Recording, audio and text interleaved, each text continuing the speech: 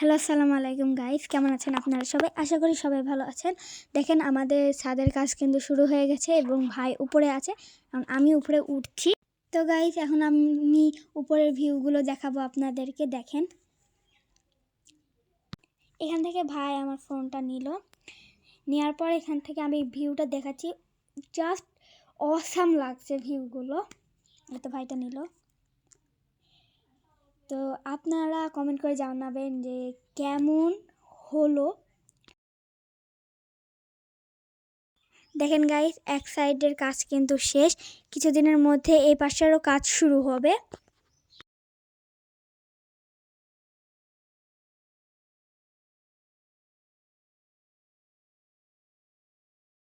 তো এই তো ভাই হাই দিচ্ছে।